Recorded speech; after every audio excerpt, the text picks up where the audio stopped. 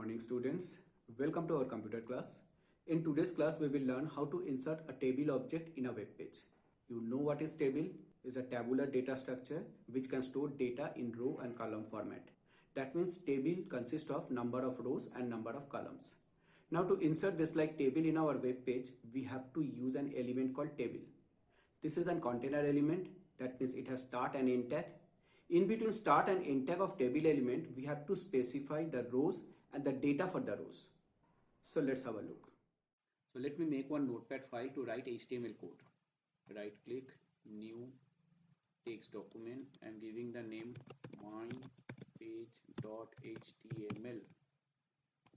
Enter. Yes, I am changing the default extension name from txt to HTML. Now right click, open with notepad. So here we have to write the basic structure of HTML, which already I have copied. Let me paste it. Here I am using my table as the title of my web page. Now in between body start and end tag, we have to use table tag. So, table start tag, and then at the end table end tag. Now in between start and end tag of table element, first you have to specify the caption of the table, which will display as a title above the table. So I am using caption element. Caption. This is optional. You may give, may not give. So I am giving caption start tag, caption end tag. In between start and end tag of caption, we have to write the caption of my table. What name I will give? Marksheet. Marksheet. Then below caption, we have to specify the rows. For that, the element is tr. This is used to define table rows. Tr. This is also container tag, means we have to write end tag also for tr / tr. In between start tr and end tr, we have to write the cell values. Now cell value can be table data or the column heading. For first row, obviously we will write the column heading for each column. So in that case, we will use th element. Th for table heading. Actually, it is for column heading. So this is for first heading, th and /th. Next heading, then one more heading, and fourth heading. So total 4 column heading I am giving for the first row. Here I am giving the first column heading as name. Next column heading, physics. This is for chemistry, and last one for biology. So we are making 4 columns in a table. First column will contain the name of few students. Second column will display the physics marks obtained by the students. Third column will display the marks of chemistry, and last column will display the marks of biology. So with this 4 column heading, the first row will be created. After that, we will make the next row. So for that, again you have to write tr start tag and end tag. Tr start tag, tr end tag. Here also between start and end tag of tr element, we have to write the cell data. Now we will not write the th element, because for second columns onward, each cell will contain what? Table data, not column heading. So as we have 4 column heading, for 4 columns we have to write 4 table data. So td is the table data. Td start tag, td end tag. So this way, how many table data elements we will insert here? For the second row, 4. Here I am writing the name of first student. Suppose it is Rahul Bose. Second data for physics marks, it is 18 suppose, out of 20 unit test marks. Then chemistry 17, biology 19. This is for second row. Then we will make one more row. I am copying this data only. Tr start tag and end tag. Here name I will change for the second student. One girl's name I will give Osima Das. Her physics marks is 16, chemistry marks is 13, and biology marks is 17. Let me save the HTML file. This is my web page, mywebpage.html. Double click to open it. It will open in my default browser, that is Microsoft Edge. Let's see the output. See, this is the output. This is caption, table caption. This is first row, contains four column headings: name, physics, chemistry, biology. This is second row for one student's record. This is third row for second student's record. See here, table displayed without any border. Now to give border, we have to use an attribute border in table element. So here with table element, we have to specify the attribute border. Default border value is 0, means no border. Now we can give any number as pixel value, means the thickness of the border or width of the border. I am giving here 3. Save it, reload the page. Now see, border has come. So this is default color of the border, which is black. We can change the color also. Here we will use another attribute called border color. Border color equal to either color name or hexadecimal triplet. I am giving blue. And we can use the align attribute also in table element to align the table in the web page. Default alignment is left aligned. See here, it is displayed at the left of the web page. We can bring it at the center or at the right. I am using the align attribute value center. Align equal to center. We can change the height and width of the table also.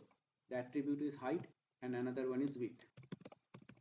Height equal to height value either in pixel or in percent. Height for, suppose it is 30%. So 30% means 30% of the height of the browser window, and width equal to 40%. 40% of the width of the browser window. We can use background color also for the table. BG color equal to any color name. Pink. Let me save it. Saved. Reload. See. This is my table now. The border color is blue and background color is pink. Here the height of the table is the 30% of the height of this browser window, and width is 40% of the width of the browser window. Now these are the cells. By default, all the cell values will be displayed at the left hand side of the cell except table heading.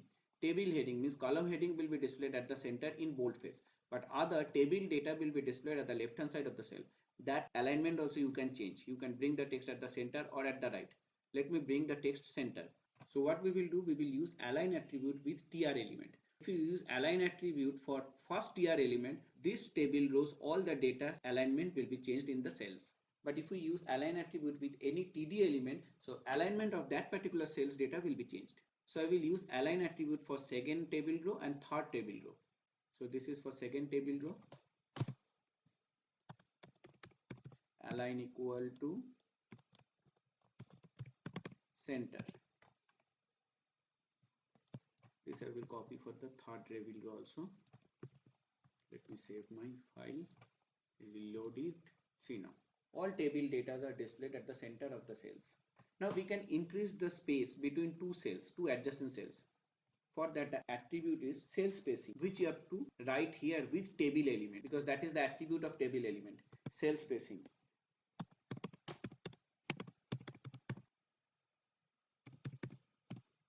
Let me use 20 pixels. Saved. Let's see. See, this is the distance. Now the distance between two adjacent cells is 20 pixels. Another attribute is there, that is cell padding.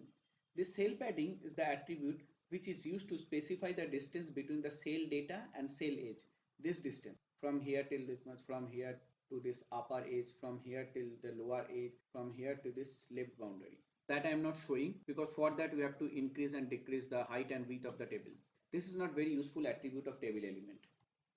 Now in table, these four attributes, align, height, width and bg color, can be used with tr, th and td also separately to specify the alignment, height, width and bg color of full row, column heading and table data.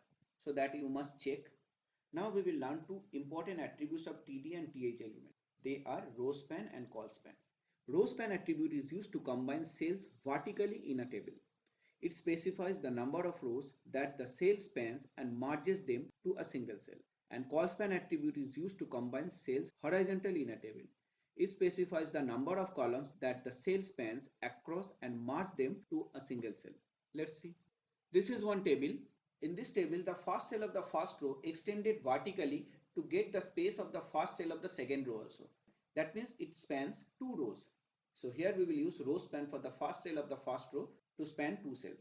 And here the second cell of the first row extended horizontally to merge three cells to make a single cell. So here we will use call span attribute with value 3, 1, 2, 3, 3 cells, because it is spanning 3 cells. And in this table, how many total rows are there? 1, 2, 3 and 4. So in our code, we have to add one more row. Here in this th element, we have to use row span equal to 2 to merge two cells vertically, and next th element will span 3 columns. So call span equal to 3, and here we will write science, and here the column heading will be science.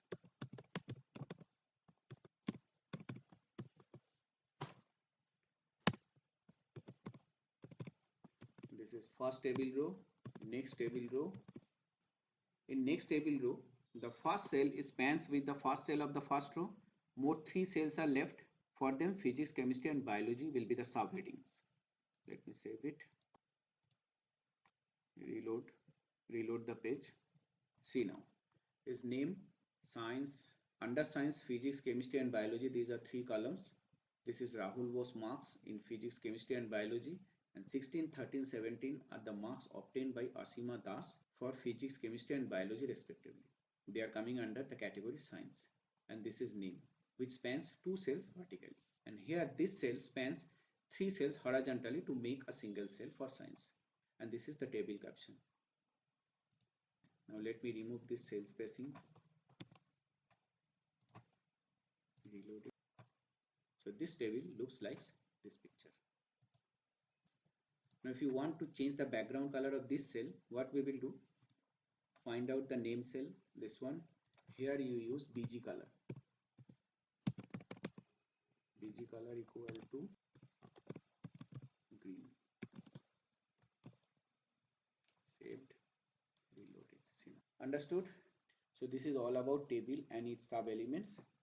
So today we have learned how to insert table object in a web page using table and other elements.